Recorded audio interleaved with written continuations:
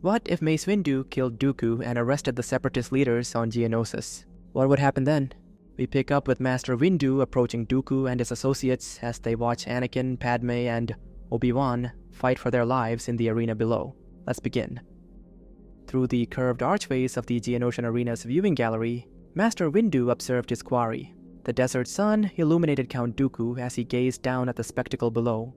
Near him stood the Trade Federation's Newt Gunray, his scaled fingers drumming against the stone railing, and Poggle the Lesser, who watched the proceedings with predatory attention. Windu's consciousness expanded outward through the Force, tasting the acrid satisfaction emanating from the gathered Separatist leadership. They treated execution as entertainment, democracy as a game board for their machinations. The purple blade of his lightsaber ignited with a distinctive snap hiss.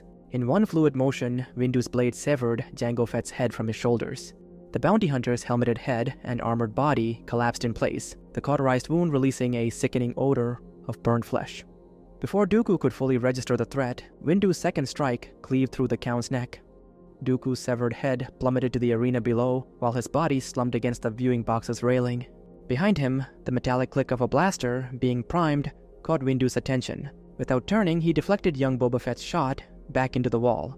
The boy fired again and again, each bolt meeting Windu's blade with perfect precision. With a subtle twist of the Force, Windu reached into the boy's consciousness. Boba crumpled to the ground. His mind temporarily switched to darkness. "Call off your forces," Windu commanded, his blade hovering near Gunray's throat. "Your leader is dead. The Republic fleet approaches. Choose wisely." Poggle's mandibles clicked rapidly as he activated his command circuits. Throughout the arena, battle droids powered down in waves, their weapons lowering. Gunray's aide stumbled backward in panic, losing his footing on the gallery's edge. His scream ended abruptly on the arena floor, far below. Windu secured his prisoners with methodical calm, his expression unchanging. The day's bloodshed was regrettable, but necessary. A surgeon's cut to excise a growing disease. Above, the First Republic gunships appeared, their engines thrumming through the Geonosian atmosphere like distant thunder. The Jedi swept through the Geonosian complex with unwavering efficiency. All 212 of Windu's strike force now unleashed to scour every tunnel and chamber rather than waste their energy in battle. Clone troopers established a perimeter, while Jedi Masters tore through Separatist databases and archives. Deep in the facility's engineering sector, they uncovered the true horror: schematics for a battle station designed to obliterate entire worlds, a weapon that would turn living planets to cosmic dust. In adjacent chambers, manufacturing plans revealed endless armies of battle droids meant to drown the galaxy in mechanical terror. The banking clan vermin, Trade Federation cowards, and their spineless associates were herded into a hangar bay, destined for the deepest detention cells on Coruscant. Their whimpering pleas about diplomatic immunity died in their throats. Below the arena, Master Windu led a team through twisting tunnels, where they encountered the abomination called Grievous. The cyborg general lashed out with stolen lightsabers, but Windu's purple blade carved through metal and flesh with surgical brutality. First the legs, then the arms, leaving a screaming torso to thrash uselessly on the cold stone.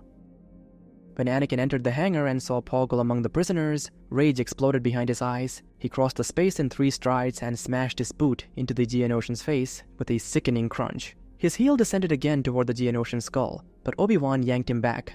"Enough," Kenobi said firmly. "This isn't our way." He addressed Anakin and Senator Amidala. "You both need rest. Take a shuttle to Naboo. We'll handle things here." The pair departed as the Jedi continued their investigation, the fate of the galaxy altered by a single decisive strike. The news exploded across the holonet. Separatist leadership captured, Count Dooku dead, decapitated by Master Windu while plotting the public execution of Senator Padme Amidala and 2 Jedi Knights. When some outlets tried painting them as political dissidents, the Jedi responded by broadcasting the raw evidence, not just the bloodsport execution plans, but the massive droid armies they had secretly built, poised to slaughter billions. And most damning of all, the Death Star schematics, a weapon designed to atomize entire worlds. Public outrage erupted like a supernova, not just at the Separatists' crimes, but at their betrayal of existence itself, scheming to wield a terror that could erase entire civilizations in an instant. Crowds gathered on thousands of worlds, burning effigies of Poggle the Lesser and Newt Gunray. Trade Federation vessels found themselves stranded in ports, their crews refusing to fly under death threats. Banking clan representatives were spat upon in the streets, their mansions pelted with rotten food and paint. The Techno-Union's headquarters on Balmorra was stormed by protesters who dragged out every piece of furniture and burned it in the plaza. But the greatest fury was reserved for the Geonosians. Holograms of Poggle being led away in chains played on endless loops, his mandibles clicking pathetically as crowds cheered his humiliation. Across the galaxy, protesters constructed crude puppets of Poggle and other Geonosian leaders, beating them to pieces while chanting Death Star builders and planet killers. The Trade Federation desperately tried to salvage their reputation by denouncing their own leadership, forcing resignations, and handing over key figures to Republic authorities in a bid for clemency. The banking clan purged their leadership. The Techno-Union dissolved entirely, but the galaxy's rage had been unleashed. Decades of exploitation and corporate greed finally had faces to hate, bodies to punish. In the Senate, system after system withdrew from the Separatist movement, leaving only a handful of stubborn holdouts who were quickly silenced by their own populations. The dream of secession died in the arena that day, replaced by a unified cry for justice, or perhaps vengeance, against those who had dared to build a weapon that could murder worlds. The prison cells beneath Coruscant became a living nightmare for the captured Separatist leadership. A riot erupted in the maximum security wing where Wat Tambor was held. The prisoners, filled with hatred for the Death Star conspirators, doused his cell with fuel. His screams echoed through the halls as flames consumed him, met with cheers from the other inmates. The holonet broadcasts of the incident were met with widespread approval across the galaxy. Newt Gunray appeared increasingly battered in each transmission from his questioning sessions. Fresh bruises and cuts decorated his green skin weekly, his face swollen and misshapen. No investigation was ever launched into his treatment. Sand Hill met his end to what holonet reporters mockingly dubbed Durasteel Rod in the Face Syndrome. The banking clan leader was discovered in his cell with a metal bar protruding through his elongated skull. Prison authorities deemed it a tragic accident, though no one believed or cared about that obvious lie. Poggle the Lesser suffered accidents daily, broken mandibles, crushed limbs, his chitinous shell cracked and leaking. The Geonosian's clicking speech became unintelligible through his mangled mouthparts. Shumai's fate was sealed when several senators, feigning concern over the prison deaths, advocated for her transfer to a more secure facility away from Coruscant. They cited the recent accidents befalling other Separatist leaders, claiming she needed protection. The transport ship never reached its destination. A Gotham pirate syndicate intercepted it in deep space, dragging her out into the vacuum and broadcasting her execution across the holonet. Even criminals have standards, they declared. Planet killers deserve no mercy. Her body was ejected into the void, another message to those who might follow her path. The senators who had arranged her transfer expressed official outrage at this breach of Republic justice, while privately ensuring their connections to the syndicate remained buried. The few remaining Separatist leaders who had avoided initial capture were hunted across the galaxy, with bounties offered for their corpses rather than live capture. Their bodies turned up on various worlds, often beyond recognition. Even their families weren't spared. Many changed their names and fled to the Outer Rim. The galaxy's rage had found its outlet, and the punishment for plotting mass murder would be terrible indeed. The Republic authorities, stung by criticism of their prison security rather than any concern for the remaining Separatist leaders, transferred Poggle and Newt Gunray to new maximum security solitary cells. Guards monitored them constantly, disrupting their sleep every hour, a practice officially termed security checks, but clearly designed as psychological torture. No one protested these conditions. Meanwhile, the Jedi Order's popularity soared to unprecedented heights. Master Windu's decisive action at Geonosis became the stuff of legend. Holonet channels ran endless profiles of Obi-Wan Kenobi, Anakin Skywalker, and Senator Amidala, the would-be arena victims whose planned execution had revealed the Separatist true nature. The Order was hailed as the galaxy's guardians, having prevented both a devastating war and the creation of a planet-killing superweapon. In his Senate office, Chancellor Palpatine coped and seethed behind his benevolent facade. Decades of plotting, manipulating the Trade Federation, manipulating Dooku, orchestrating the Separatist crisis, all undone in moments by Windu's blade. The galaxy had united not in fear and hatred of the Jedi as he'd planned, but in celebration of them. His position was precarious. If anyone discovered his true identity as Darth Sidious, the architect behind it all, the galaxy's vengeance would make the Separatists' punishment look merciful. And so Palpatine did the only thing he could, smiled for the cameras, praised the Jedi's heroism, and pretended to celebrate the very unity that had destroyed his grand design. The end of Palpatine's term saw him retreat to Naboo with uncharacteristic quietness, his grand schemes in ruins. Without war, without emergency powers, without galactic hatred for the Jedi, any attempt at Order 66 would have resulted in his immediate removal and arrest. The Security Council would have removed him within hours, appointed a new chancellor, and nullified his commands. In his secluded Naboo villa, surrounded by carefully curated artifacts and Sith holocrons, Sidious crafted a new strategy. He would identify an apprentice with political potential and guide their ascension to the chancellor's seat over the coming decades. The apprentice would need to reach a position where they no longer required Palpatine's public support. Then, using essence transfer, he would claim their body as his own. The galaxy would mourn the passing of a respected statesman, while Sidious lived on in a new form. Perhaps this time he would engineer conflicts between the Jedi themselves, sowing discord within their ranks rather than attacking from the outside. The possibilities were endless. He needed only time and a suitable vessel. In his hidden sanctum, Palpatine divided his time between studying ancient Sith techniques of soul transfer and reviewing profiles of potential apprentices on his datapads. His fingers traced names of promising candidates, while holocrons revealed the secrets of consciousness transfer. His failure at Geonosis had taught him the value of patience. This time he would leave nothing to chance. The years rolled by as Palpatine watched from his Naboo retreat. Anakin Skywalker ascended to Jedi Master. The young Jedi's raw power was extraordinary, but ultimately irrelevant to Sidious's revised plans.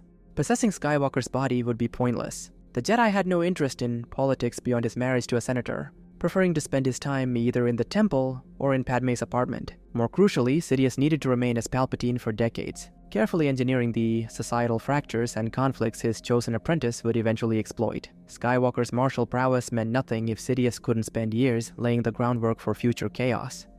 The Dark Lord needed someone who could navigate the Senate's corridors of power, someone whose political ascension would seem natural to the galaxy, someone young enough that when Palpatine eventually possessed their body, he would have the decades needed to orchestrate his revenge. Anakin Skywalker, for all his potential, was the wrong vessel for this particular scheme. On Naboo, children were guided into specialized educational tracks based on their aptitudes: legislative, technical, security, or cultural pursuits. It was within this system that Palpatine discovered his potential apprentice.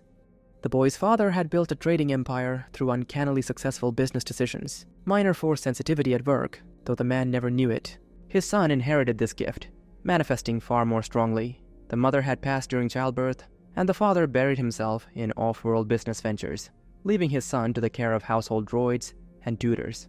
The boy showed exceptional talent in legislative studies, particularly in debate and political theory. While others attributed this to inherited business acumen, Palpatine recognized the force guiding the youth's intuition and manipulation of others. He approached carefully, playing the role of retired statesman interested in mentoring promising young talent. With the father perpetually absent, Palpatine easily positioned himself as a surrogate parent figure. He revealed the truth of the boy's force sensitivity gradually, explaining how the Jedi's age restrictions meant traditional training was impossible. But Palpatine could teach him secrets of the Force that would enhance his natural political gifts. Crucially, Palpatine never shared the deeper Sith teachings or the Rule of Two. This apprentice didn't need to understand the grand design. He was merely a temporary shell for Palpatine's consciousness, not a true heir to the Sith legacy. But then the vision came, crystal clear and horrifying, his apprentice driving a lightsaber through his chest. Palpatine's careful control began to fracture. He grew increasingly paranoid, withholding certain Force techniques and Sith knowledge. The apprentice noticed these hesitations, these sudden barriers in his training. Like his unexpressed grief over his father's abandonment, he buried his growing resentment deep where even Palpatine's scrutiny couldn't detect it. Two parallel spirals, Palpatine's mounting fear of the vision, and his apprentice's silent rage at being denied knowledge he sensed existed, each feeding the other, neither fully aware of the depth of the other's emotions. In the final years, Palpatine had meticulously laid every piece for the final move. First ensuring his protege would be appointed as an aide to Senator Amidala. Then through careful manipulation of Naboo's political circles, he had guaranteed she would step down. Whispers about the toll of over a decade's service. Suggestions of new blood needed for changing times. His network of influence, maintained even in retirement, had confirmed she would announce her resignation within months. His apprentice's appointment as her aide was merely formality. He would be perfectly positioned to step into the vacant Senate seat. Sheev Palpatine had played his last political hand. The time had come to claim his new vessel. The evening before his apprentice's scheduled departure to Coruscant, Palpatine invited him to share a drink on the villa's lake-facing terrace. Just as he had done with his own master Darth Plagueis all those years ago, he poured a particularly potent vintage of Naboo wine. As his apprentice's mind grew heavy from the strong alcohol, Palpatine began the soul transfer ritual, reaching out through the midi-chlorians to seize his new vessel.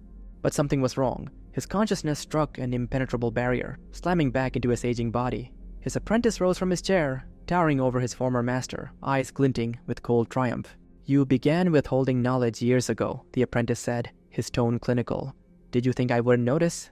That I wouldn't seek out what you denied me?" He withdrew an ancient-looking lightsaber from beneath his robes. "There's nothing in this galaxy that sufficient resources cannot acquire. Nothing." The clash was brief, devastating. Palpatine's legendary mastery of the Force proved insufficient against techniques he'd never encountered. Innovations born from his apprentice's fusion of purchased Sith artifacts and personal experimentation. The prophecy fulfilled itself with brutal efficiency, a lightsaber blade through his chest, just as the vision had shown. "Coruscant was never my destination," the apprentice said, watching Palpatine struggle for breath. "Politics is a tool, nothing more. You remained blind to greater powers, fixated on your games of manipulation. The ancient Sith knew truths you never grasped." Naboo's sunset painted the sky in imperial purples and deep crimsons as Palpatine's life ebbed away. His apprentice departed without a backward glance, leaving the architect of 1,000 schemes to die alone in gathering darkness. The Force whispered of paths untraveled, of powers yet undreamed, as a new Sith Lord stepped into the future, unbound by the rule of two, unfettered by political ambition, his destiny his own to forge. Master Yoda crashed his speeder into a nursing home, intentionally,